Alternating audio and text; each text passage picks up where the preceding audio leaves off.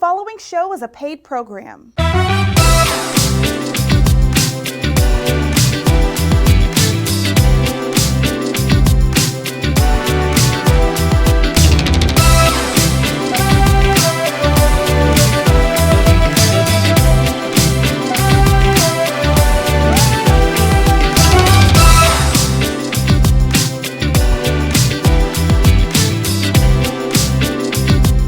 Hey family, how you doing today? I'm so excited. Today I have two of the best in the building. I have professional wrestler Stevie Ray and retired football player and author Ryan Yarborough. Hi buddies, how you doing? Good. Right, Man, I'm excited. I really couldn't sleep. I'm being honest. I just could not sleep. Two of my buddies are here. We were talking about the fact of sports, just how it's different, how it's changed and everything coming from what we started and then COVID. Yeah. Just this COVID situation. And then the numbers are flying up and things like that. Mr. Stevie Ray, how'd you get started in the business of wrestling? Kind of like tripped into it, you know. kind of like, you know, I've always been a big fan of professional wrestling. Mm-hmm. But, you know, in school, I played all sports, basketball, football, ran track. Some of my contemporaries in high school that I played against and played with, Dexter Manley, Darryl Green, those type of guys, Michael Singletary, those type of guys. And I always wanted to be a football player also, you know. But things didn't work out that way, man. And I started bodybuilding, you know, in my early 20s. You know, I've been kind of like working out since I was like 15, but I really got serious when I dropped out of school, dropped out of college, just to stay in shape, thinking one day you might get that shot, you know, or go back to school, whatever. Never did.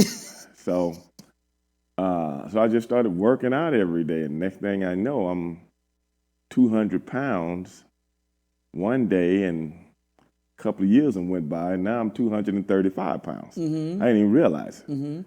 And, you know, then I started to compete actually in bodybuilding. Wow. After a few years.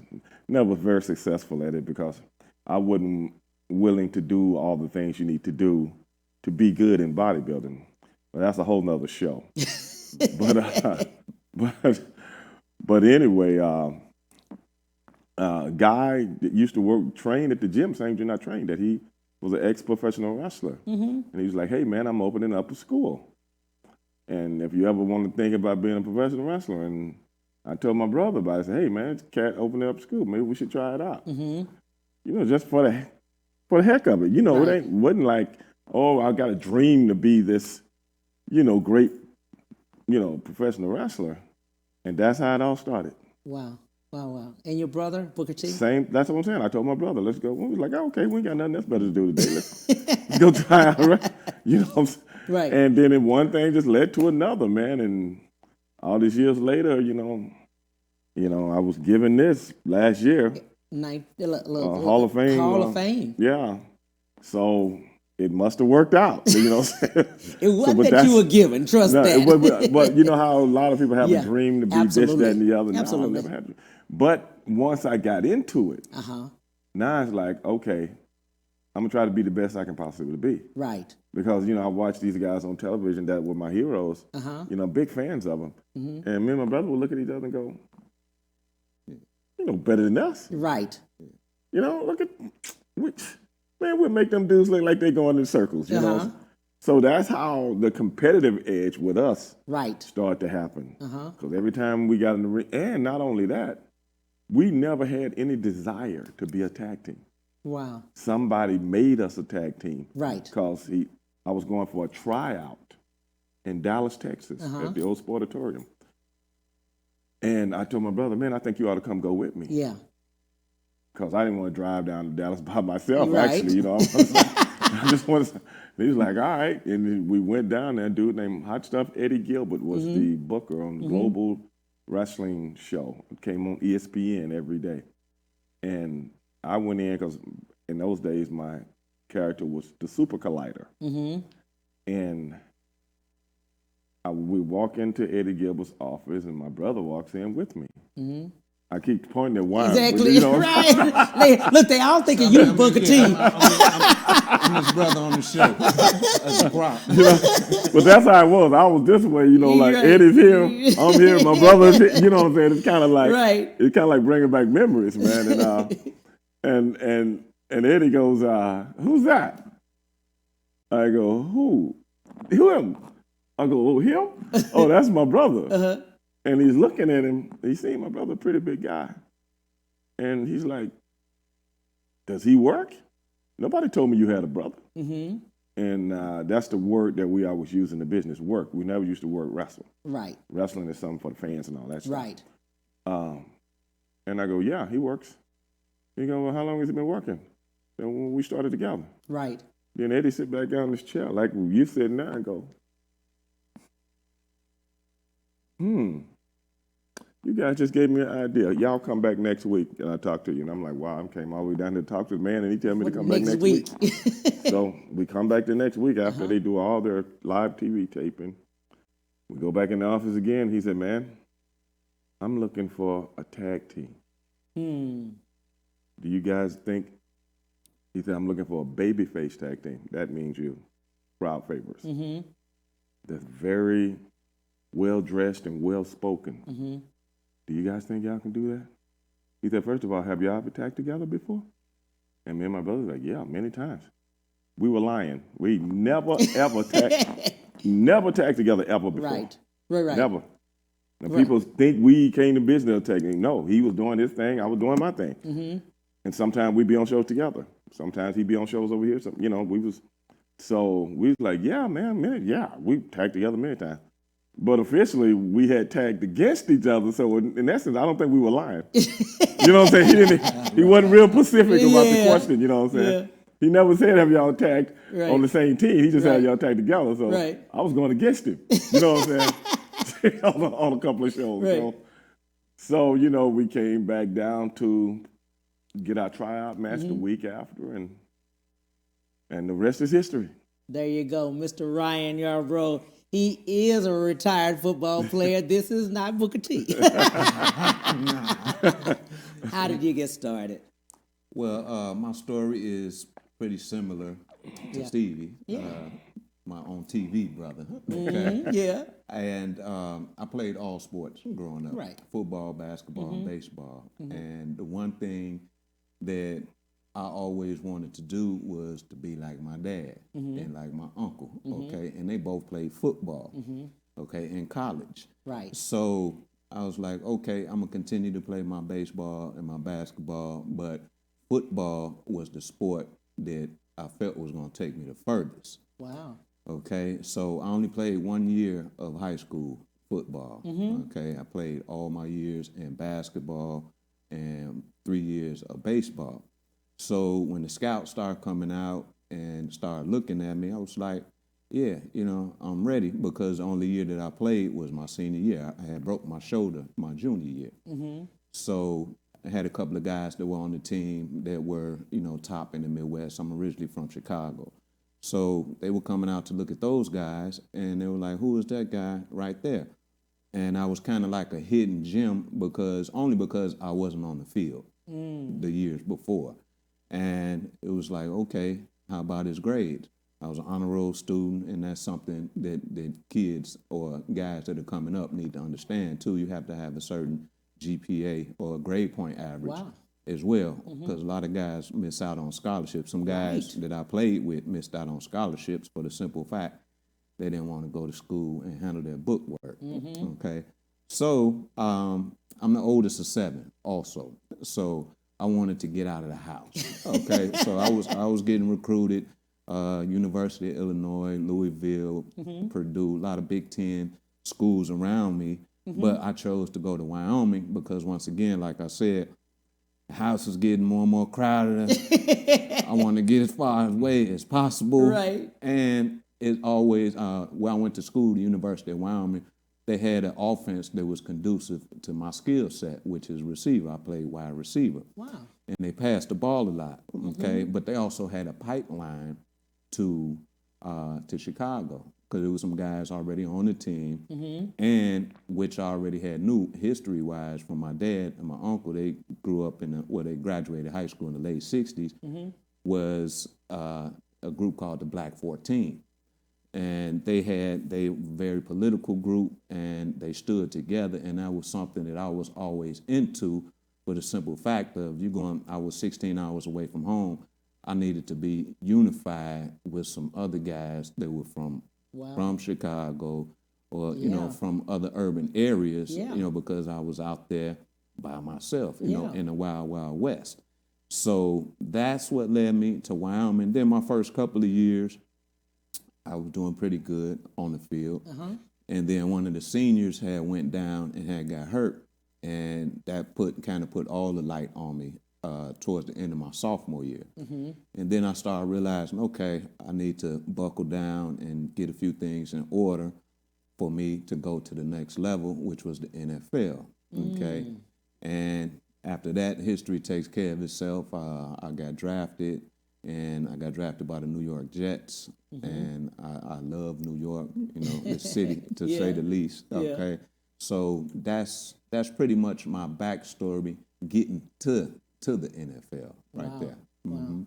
I heard both of you all and what you said many times, and I love what you did in the fact that you kept going.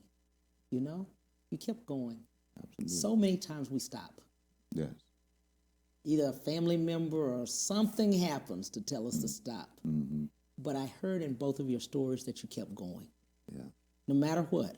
I heard you say, hey, you're the oldest of 7. You're like, hey, I've got to go. I want to go the furthest I can. Yeah. But you studied in the fact that you had your grades. You knew exactly where you were going. And you also listened to older, your dad and stuff, of which place you should go. I heard you saying, hey, you know what? Me and my brother, we're here together, Let's just think about what that is and to bring him. Because you could have driven yourself, really. But, I mean, just to bring him on that day, That's how things work sometimes. That is. And then, but in telling family members and stuff like that, just people, just keep going. Because right now, 40 million people unemployed.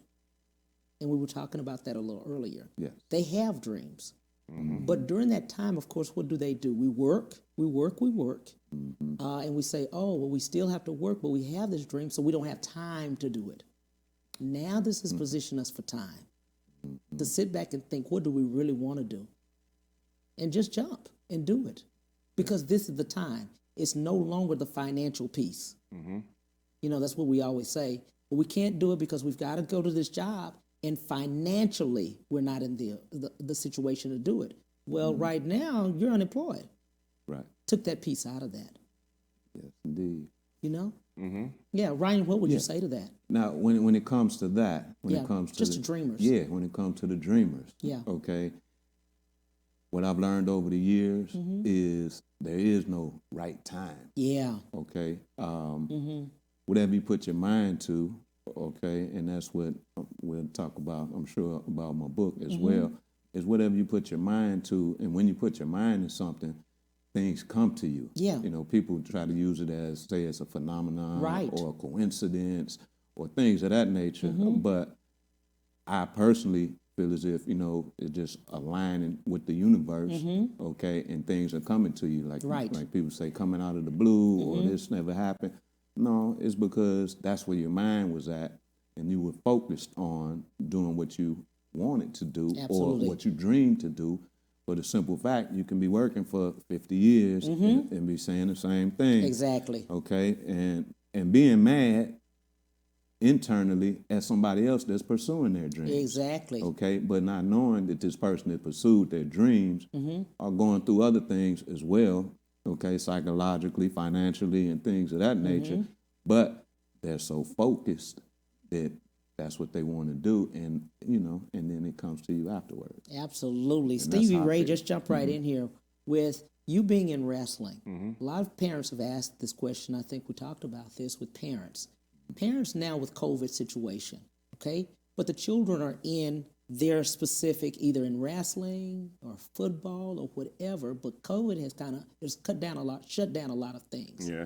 But to position the children now, we had talked about not really what should they do because you didn't come out of school doing it, but in just period, in just the thought process of telling them to keep going.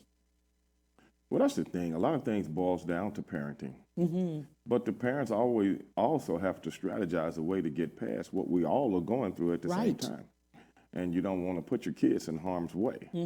So in certain situations, depend on geographically what part of the country you're in. Every part of the country is different. Yeah. Some parts of the country right now are a little bit more lax than others. You look at California right now, it's almost to the point where the LA Rams had to move to, was it Arizona? Yes. You know, so, but then you got things here in Texas, depending on what part of Texas you're in, things are a little bit more lax. So when you're talking about kids and sports, I think if everybody's just taking precaution, like whatever the mandate is in your area, depending on what has been levied, you know, structural wise, you can just do that and try to keep it going. So when things do lift up, you're in position to do what you had already planned on doing. So what that entails to me is just like parents got to do their due diligence to keep things, and people in those communities also. Because this ain't the beginning of the world, and this is not the end of the world. And I think people have to keep that in mind. Absolutely. This ain't the end. It's not the You know, end. we still got a lot of living to do. Okay, we took a detour, but we still got a lot of living to do. It's never over until it's over. And I don't see it being over no time soon. Absolutely. Another thing that I love about you, you have a podcast that you do. Why so? I have a couple of them. Why so? Why podcast? Well, actually, Cam, when I came out of school, I wanted to do what you were doing right now. A lot of people don't know that, you know. So, but then I used to DJ in clubs and all that. That's why I met your buddy. A million. That's why I met him in clubs years ago. But I used to DJ and stuff like that. But then, man, I started bodybuilding, like I told you, and it kind of consumed my life. It just kind of consumed my life, and then I started doing bodyguard work and security stuff and this, that, and the other. And then I thought that was my future. As a matter of fact, I'll tell you a story. Right before, me and another buddy of mine who also became a professional wrestler, we had just started a company together, a security bodyguard company. And we were doing well. And this is before wrestling took off for me. So really and truly, I, you know, as far as material things, I already owned a BMW, my hot rod Z28, and a custom motorcycle before I ever got into wrestling business. Not saying I was rich or nothing like that, but I was doing well. And a guy that I used to work for had just offered me a deal to come work with him. He had just got a government contract with all the federal buildings in the Houston, Texas area.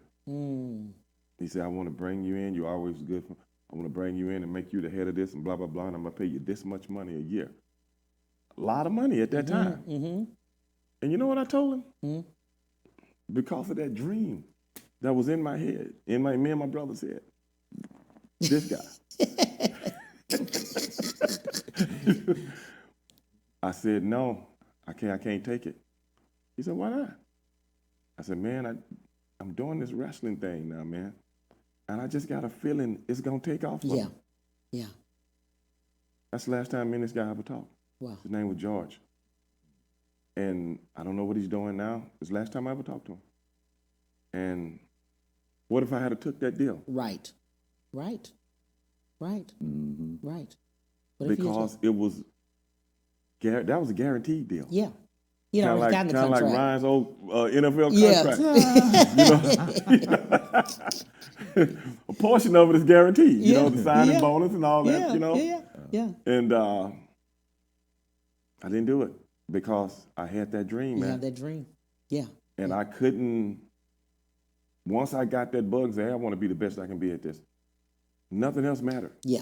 But me and my partner were doing good. You know, the Arena Theater right down the road from here. Do you know that was our contract for 3.5 years? That building where they did all the concerts and stuff. Yeah, that was ours. All the police officers and stuff that worked for us. And that's the kind of stuff we was doing. Celebrities and all that. That's why the celebrity thing never really dawned on me as something I really had time to do. I mean, couldn't deal with because I was around them a lot when I used to bodyguard them from the Arena Theater. So, you know what I'm saying? It didn't. So you become in front of the red light, and it's like, okay, I'm not going to go this lifestyle because I've seen other people that do it. Right. But, you know, a lot of other people get consumed by, Yeah. you know, that what we call red light lifestyle, you know what I'm saying, in front of the people trying to be this, that, and the other. So I can just look back on that and go, that dream and that focus, you know, if it didn't work out, okay, whatever. But I already had a good thing going on. And that's what I'm saying. I put myself in a position where people were always looking for what I did good. And what I did good was what I did. When you want somebody bodyguarded, I was the guy. Me and my partner, we were the guy. And we took pride in that. Yeah. Sounds good. Yeah. We'll be right back on the Cam Hill Show. We'll be right back to the Cam Hill Show after these messages.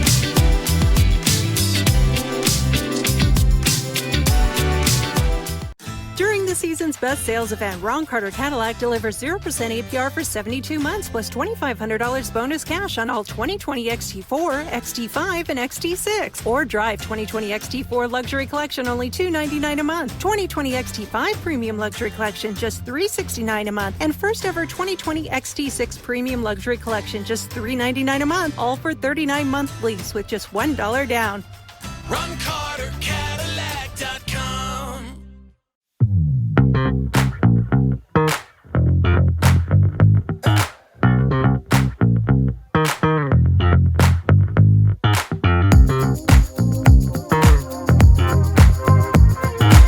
I'm attorney Willie Powles. Allow me to express myself with you. If you've been hurt or injured in a car or truck accident, give me a call and we'll get it fixed today.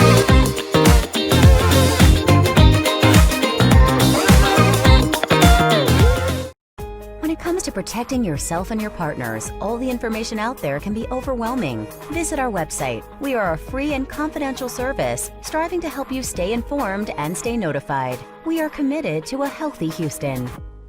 Have you been injured in an 18-wheeler accident, truck accident, car accident? Was someone texting and ran into the back of you, not paying attention? It doesn't matter what it is. Give me a call, attorney Willie Powles. We'll fix it today. The number is 281-881-2457. Again, that number is 281-881-2457. We'll fix it today. Call attorney Willie Powles. And now back to the Cam Hill Show.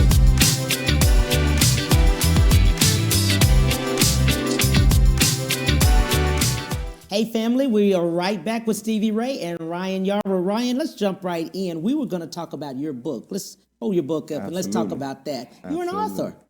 Yeah, that's what they tell me. That's what they tell you. Why, how did we get started with the book? Well, how I first got started with this book was initially my publicist, Pauline, she told me to sit down and write down some things, that's on your mind. Yeah. Because I said, I really don't want to do an autobiography initially, because it's not just all about me. What I wanted to do was I wanted to get out something positive to the people, okay, regardless of what age you are. Right. Reading age, adult, grandparent, great-grandparent, whatever the case may be. So I wanted to make it an easy, positive read, and it's all about the mindset, believe so you can achieve is the name of the book. And it helps you get to the next level, from healing within, so you can take action without. And what I've been doing, I've been getting a lot of good traction, okay? Yeah. And I want to thank Ms. Scott from Safe Diversity, okay? Safe Diversity Communities for contacting me so I can contact you. But no, to get back to the book, it's a wonderful thing because this has helped me get to the highest level of my profession in sports, okay? And there's still some principles that I still use throughout my daily life because, as Stevie was saying earlier, it don't stop, until we stop. Right. Absolutely. I love that. Love that. But being an author, Oh, So now retired. yes. When did you decide to retire? Well, in my profession, in my former profession, Right. okay, the NFL, Right. the acronym is not for long. A lot of people don't know that, okay?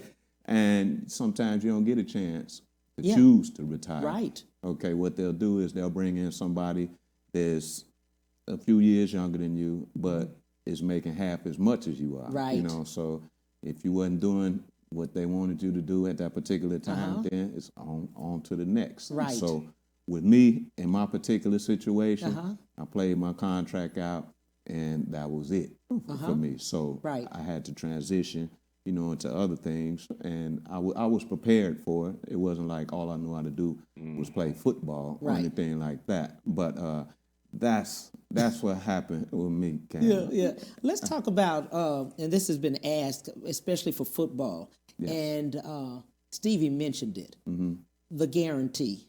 Okay. What part of it? So is the signing part guaranteed?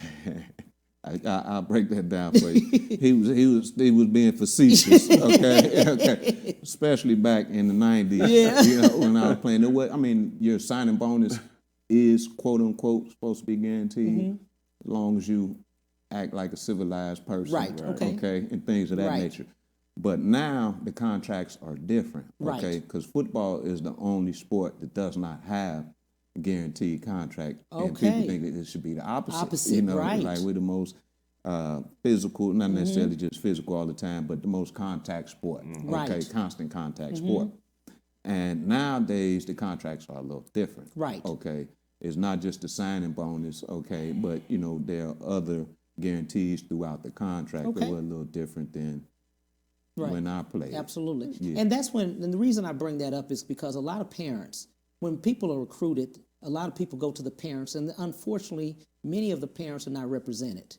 They come immediately and they just rush them. You know, grandparents, you know, many of the grandparents, because a lot of, especially in our community, a lot of grandparents are raising the children, you know, raising their grandchildren, you know, and unfortunately they come at the time and maybe they, you know, throw them some money or something like that, not really understanding what the contract really means. And then unfortunately the children are playing and they didn't get everything monetized that they needed. Yeah, and fortunately for me, my father was my financial advisor. Right. Okay, so I couldn't make a lot of frivolous Right. purchases and things of that. I could, it was my money, but I didn't feel like, you know, Right.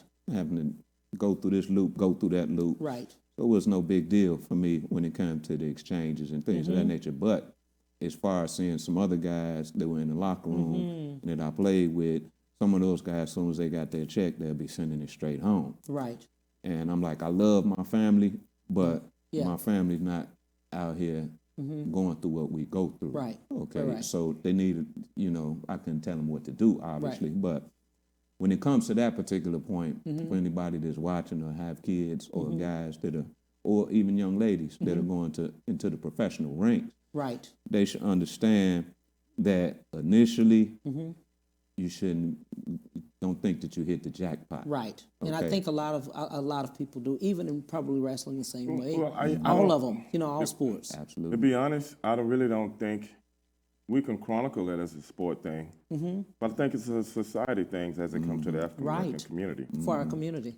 Because certain things, when it comes to financial type situations, like Ryan was in a good position because he had his dad and his uncle that had already Right. been through the fire before. Right. And that could pass that wisdom down to him as to this is how you handle certain things when you get to a certain level. But most people in our communities, we don't know anything about that. Most people in our communities probably don't even teach a lot of kids and a lot of times how to even write a check or even have a Exactly. checkbook. So Yeah. when you're talking about financial situations, you see a lot of other people from other communities, they might come from affluency. They might come from upper middle class. Right. So, you know, having businesses, having check accounts, bank accounts, and how to deal with things from a financial standpoint, those things are talked to relatively all the time in the house. So it's not out of the ordinary to see somebody that just finished college to go out and how he gets a loan from a bank to start a business. Right. Because it's been instilled in him. Right. Now, from our communities, that not so much. Right. So, you know, you have the mindset of just working for someone and having something. And then on top of that, like Ryan was just talking about before, the material things. Right. Only thing that's been, engraved in your mind is material things. Right. So that's the first thing you want to go out and get. So our communities are different when it comes to those type of situations. And if you don't know, you don't know. Right. And you set up to fail. And I think the NFL knows that. And I think, Ryan, you can speak on this more than I can, how they take these certain finance companies that work with the NFL, and they take these guys and apply them to you, this, that, and the other. And they're paying these guys millions of dollars. But then at the end of the day, if these guys are making sure you don't keep most of your money, most of that money is going through a cycle and it ends up back exactly where it came from. But, you don't hear people talking about that, Right. Right. On the sports shows or on the financial shows and this, that, and the other, and went through that. But they can easily show a show about how much, this guy had this much money, now he don't got it anymore. Right. But they don't put the other little things in there as to what part did you play in it that he doesn't have all this money. Exactly. So that's just my viewpoint on a lot of things when it comes to basketball, football, and other sports where, African Americans make a lot of money. Entertainment business. Entertainment business, you're right. We ain't even got into singing, dancing, and rapping and all that stuff. We ain't got into that. At the end of the day, if we're not controlling what we do and how we do it, as far as if you ask me, somebody asked me about reparations. Somebody asked me about reparations on my podcast one day. You know what I said? Give us all the money back that we'd have made for you in entertainment. That'll be enough right there that you stole. Yeah. So don't get me started. I ain't the one. Yeah. So in talking about that, last year, 2019, we spent 1.9 trillion, just us as a people. Oh, yeah. Okay? Oh, yeah. And in doing so, we don't talk about the financial part. And even like you said, even in sports, and you've seen it in sports. Oh, yeah. I'm sure.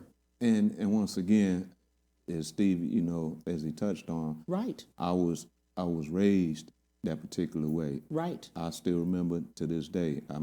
I'll be 50 in April, but I can remember 40-some plus years back. Right. And I get an $8 check for 2 weeks of work from my dad. Yeah. But I'm really only getting 4. Because he putting half of it in the bank. Right. And I would be upset.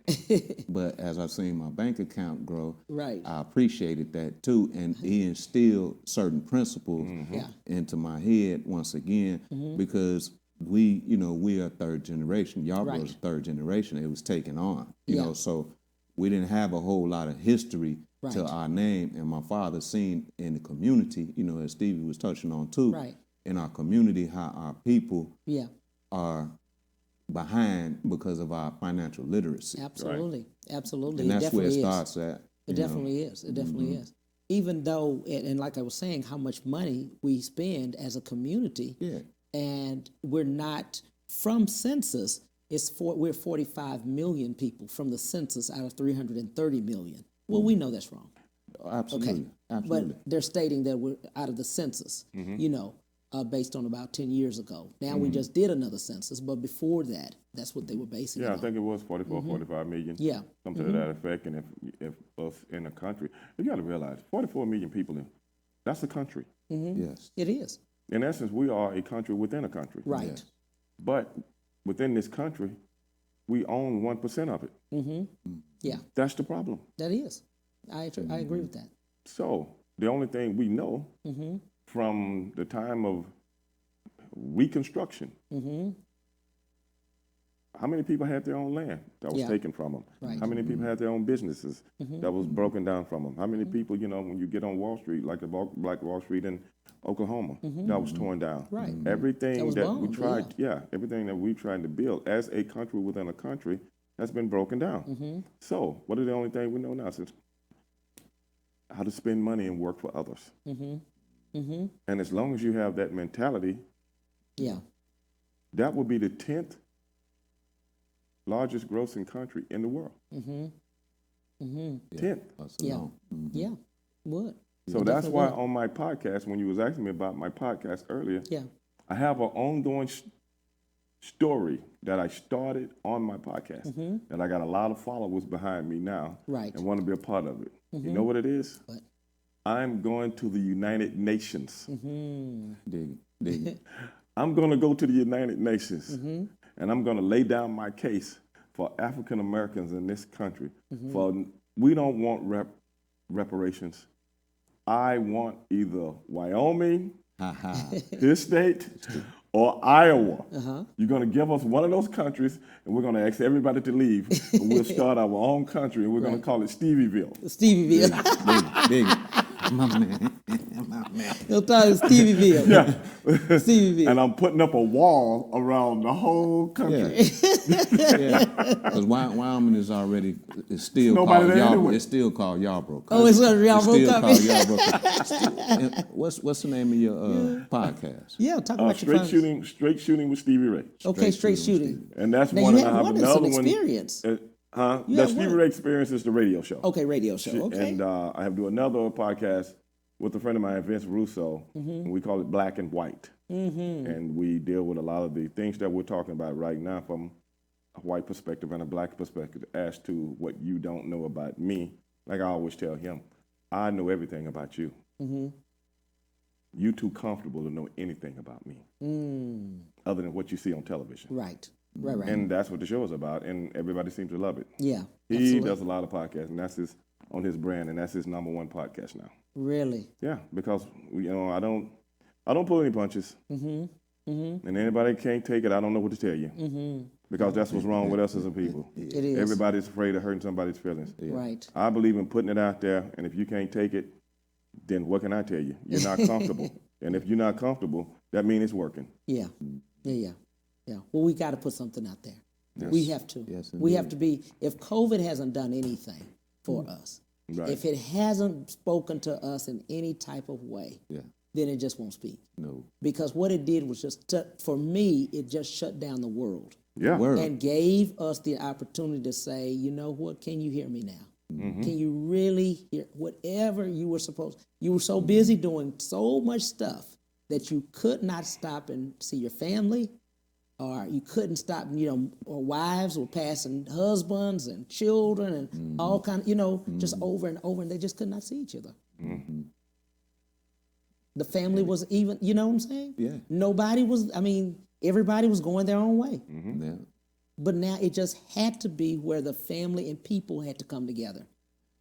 And now it's time for it to be over because everybody's starting to get tired of each other. Well, you can say that again. That is too funny. That is too funny. That's too You can say funny. that. But I tell you what COVID did for me, it gave me an opportunity to do what I'm doing now. Yeah. Because I don't know if I would have had as much time, because I had so much time on my hands. Right. That's when I was like, okay, let me, Right. do something I've been planning on doing now. I Right. got no excuses anymore. Even though I was already planning on doing it, it just happened a little earlier than Right. what I thought. And I'm going to tell you something, man. I'm so glad I did it that it's, like I said, this is a field that I wanted to go into when I got out of high school. And even when I was wrestling, I became, I was the first African-American analyst in professional wrestling. And I was the first, I don't even like talking about this because I don't like to be the first African-American to do nothing. I'm like, damn, that's an accomplishment? I never knew nobody ever did it before. Yeah. And then on top of that, to write an article in a major professional wrestling magazine. Check it. The Yeah. first African American to do Yeah. that. Stevie Ray. Stevie Yeah, Ray. and I'm like, somebody come to me and say, hey, we want you to do commentary. Okay. Yeah. Then I look in the Atlanta Journal and it's got a thing and somebody sent to me and go, oh, this real? I'm just doing what somebody told me to do. Somebody say, hey, man, we want you to write an article. You want to do it? Yeah, okay. We'll give you a subject and you write about it. Okay. Yeah. So I did that once a month in the magazine. And I didn't know anybody of African-American origin had never done that before. I didn't know. So I don't know if we should be proud about it or We should be, sad. You know what I'm saying? we should be proud about all our accomplishments, Exactly. especially right now because we're talking about COVID. But you see what I'm saying? though? Yeah, absolutely, I'm absolutely. Like, I didn't know nobody had never, talking about Yeah, it. it's giving us time to reflect, Right. it's Yeah. giving us time to have a better perspective on things, to go within, you know, to find out about yourself in a few ways. Have I been going down the path that I was put here to go down, or am I going down the path that society wants me to go down? Okay, and personally, I've had to go through that, you know, over these last this past year, you know, with COVID and things of that nature. You know, I had to do a lot of self-reflection. And once again, as Stevie was saying too, saying things and doing things that might hurt somebody's feelings, but it's not done intentionally. Right. I'm doing me. Yeah. Okay, and usually I keep things in the perspective where I think things out before I just don't speak out, blab out, or act out, okay? But it's giving me a chance to look at self and to reevaluate what's my purpose here, you know, on this planet. And that's what COVID has done for me, more so than making me wash my hands when I come in, hygiene. I've always had good hygiene, I like to think, okay? So that's nothing new. It just escalated everything when it comes to that. But just give me time to reflect on, am I doing what I feel as if I need to be doing or what I was put here to do? Sounds good. We'll take a break right now. We'll be right back with Stevie Ray and Ryan Yarborough. We'll be right back to the Cam Hill Show after these messages.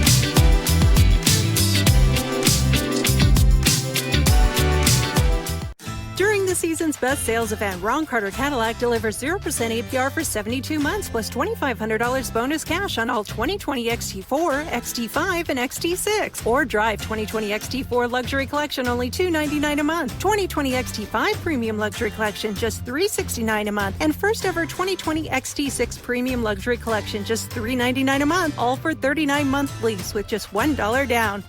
RonCarterCadillac.com.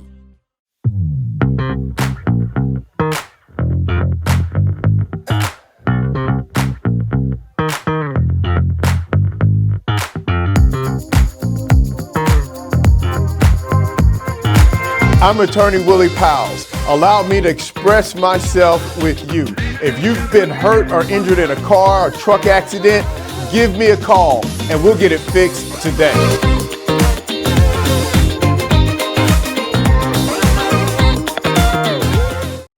When it comes to protecting yourself and your partners, all the information out there can be overwhelming. Visit our website. We are a free and confidential service striving to help you stay informed and stay notified.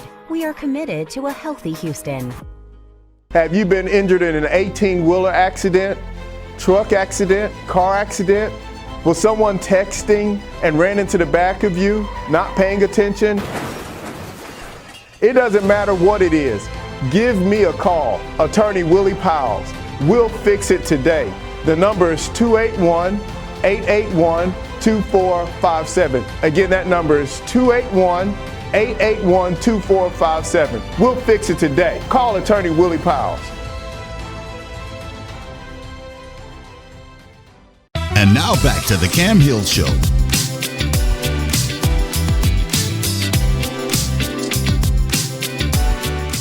Hey family, we are back with Stevie Ray and Ryan. We were just talking about just what COVID happened, how things happened, just about the podcast and everything. You had something to say, Mr. Ryan? You wanted to talk about something else? Oh, yeah. Well, once again, Your book. believe so you can achieve. Okay? Once again, Yeah. believe so you can achieve. You can get it at Yarborough16.com. Okay. That's YARB as in boy, RO and the number 16. Okay. .com. But once again, And we'll post that. okay. Once again, it's a feel good Yeah. book. You know, it's a positive book, but it's also the main thing. It works on your mindset. Right. And once again, that's where everything starts at. You know, Absolutely. I've learned that over the years, and I've come to find out that that is the key. It doesn't matter if we're in Houston, other parts of the country, other parts of the world. What you believe is usually, you know, how you carry your life out. Absolutely. This week is getting ready to be Christmas. Next week, end of the year. Yeah. New Year's Yeah. at this point Yeah. of 2020. Just looking back at it, COVID was probably the beginning of March, really when they started shutting things down. Right. okay, when the world was shut down. And now all of a sudden we're at the end of the year. Right. 9 months. Baby's been born. Exactly, Yeah. exactly, at this point. And we look at that and we talk to people about going forward. Just going forward. Just moving in the direction of forward at this point. And not being in fear.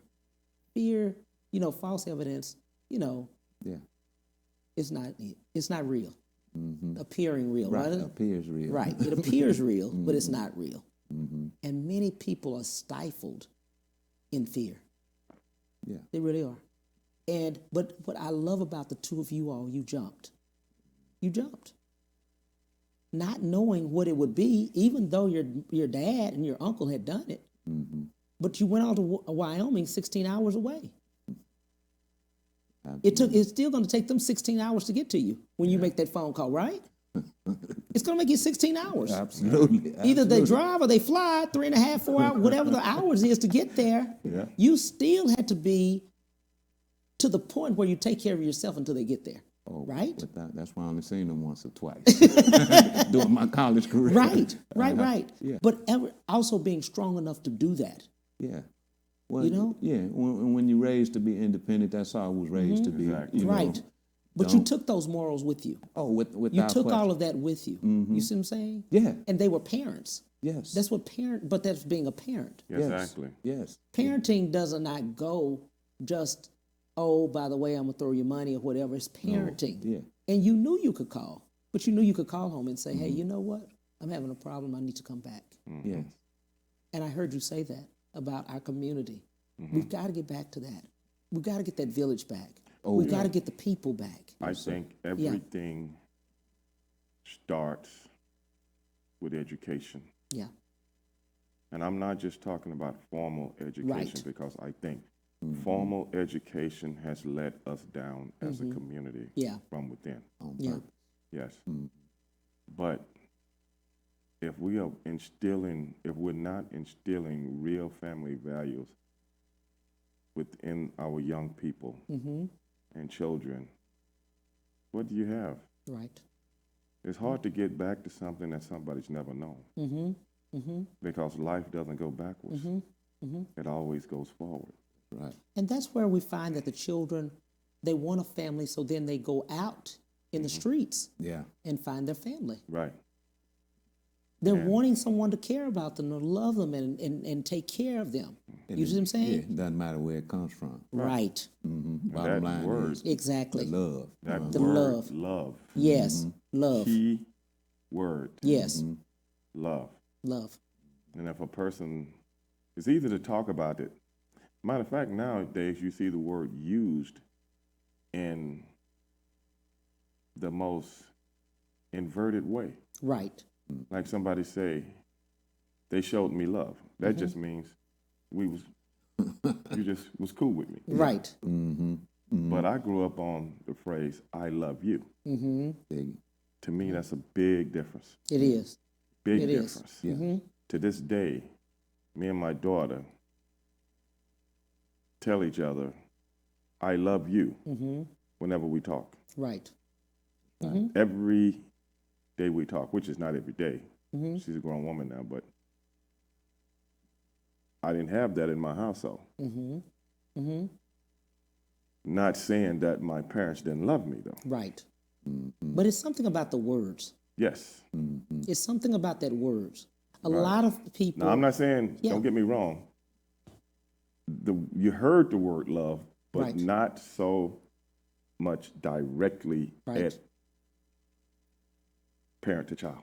You know. Right. So, but I think that's a big difference. Makes a big difference when an individual knows you love them, but shows you love them Right. at the same time. Yes. I agree with that. Especially our children, our young men, and Yes. as well as our young women. Yeah. And I think with young men, we're taught many times not to have emotion. Right. Right. Yeah. Not to have emotion. Yeah. We're also taught not to hug, Right. not to touch each other in some type of way. And that's so wrong. True indeed. That's so wrong. But yet you go in the streets, Right. they end up going in the streets for the love. Right. Yes. for the love, you know. And I have a teenage son Yes. right now, and you know, just some of the things that you just touched on, Right. You know, about love. Yes. And one thing that I, not just him, but all my children, I tell them that all attention is not good attention. Yeah. Okay, so we have to watch the attention that you're getting or that somebody is giving to you. Okay, because it's not necessarily always organic or holistic or anything like that. Right. You know, Right. like Stevie was saying, you know, it can be artificial. Right. You know, it can Right. very easily be artificial. Excuse me. We've got to get back to the fact where our children are able to call us no matter what, with no judgment, without judgment. You know what I mean? I know exactly what you mean. You know, without any judgment. Without We'll question. say, I need some help, or because suicide is on. I mean, man, Yeah. it really is on a high, especially because they're given so much. You know, your computers, your phones, your whatever. You know, cyber. You know, Well, that's cyberbullying or cyber, that you know, can- threatening and all kind of stuff. And that's their love. That's Yes. a positive. You know, this cyber world can be a positive and a negative all Truly, in one. all in one. Firstly, I mean, I don't know what it's like to sit in a house other than when COVID came. Right. Right. You know what I'm saying? Right. Right. I don't know all my years of existing on this Right. planet. I don't know nothing but activity. But the children don't. Right. If you They see can where I'm stay in coming there from. 20, you know, I don't- 18 hours, 16 hours, 15 like hours. it's nothing. Yes. In the dark room. At a door, exactly. I If they got remember that phone, When I was a kid, if it rained, yeah. Yeah. we were mad. Yeah. Okay. Yeah. Okay. Because I can't go play something Right. and get out of the house. Oh, they're not going out. But if you know what I'm saying, I mean, Yeah. I couldn't. We were like, man, how long? I can't believe it's raining today, Right. man. Yeah. We have to go play this other basketball team in the Right. neighborhood in the summertime. You know what I'm Right. saying? Uh-huh. We wanted to Absolutely. get these guys, man. You know, Exactly. and that competitive, I guess that might be where you come up around competitive people, you become a competitive person. Right. So people ask me this day, man, every time I call you, you're at the gym. Well, that's all I know. Yeah. Yeah, I ain't never been a home guy. You know what I'm Right. saying? I mean, I'm like, if I ain't straining or something. Plus, that's why I think the most. Right. I think the most when I'm in the gym. Yes, People don't believe that Yes, Wow. indeed. because it relaxes me. Even though you're working out, Yeah. it relaxes you and gets you ready for the battle. Because in my head, the battle's still going on. Yeah. If that's crazy, you know, you go through your walkthrough on Saturday. Yes, Yeah. sir. You know what I'm saying? You know, Yes, sir. you're getting ready for that battle on Sunday. Well, in my world, I'm still, you know what I'm saying? Yeah. I'm still ready for the crowd and walk out and get in the ring. You know what I'm saying? It's crazy. But in my head, that's the closest I can get to it. Right. If right, that makes right. sense. That's I can still get close. I can't do it no more. Right. But in my head, man, I'm still fighting. I'm know still that. in the ring, man. I love that. Let's talk to the viewers. The last words, Mr. Ryan. Look into the camera and talk to your viewers. Yes. First of all, thank you, Cam, for allowing me to be on here. And what I would like to get out to the viewers is remember to love yourself first, okay? In order for you to love others, you have to love yourself. And we've been touching on love at the end of this show. But if you see somebody out there that's hurting or going through something mentally or physically, it's okay to help them, all right? Because in essence, all you're doing is helping yourself. So all I want to do is touch on love because we need to continue to spread it throughout these trying times and going forward. So peace and love from Ryan Yarborough, and continue to believe so you can achieve. Absolutely. Mr. Stevie Ray. You know, I really don't know how to top that, man, because that's exactly what I believe in also. Because in this country, what we've seen this year is a lot of civil unrest. And why did we see a lot of civil unrest? Because we saw things that we never seen on live television before as it pertains to someone hurting someone else just out of the spite and the hatred within their hearts. But at the end of the day, we saw how nations came together to fight the corrupted mind of people that just got hate running within their hearts. Just like Ryan said, at the end of the day, nation that comes together, talks to each other, sees each other's problems, and have empathy for their fellow man. That's love. And as long as we got love, we can't lose. Sounds great.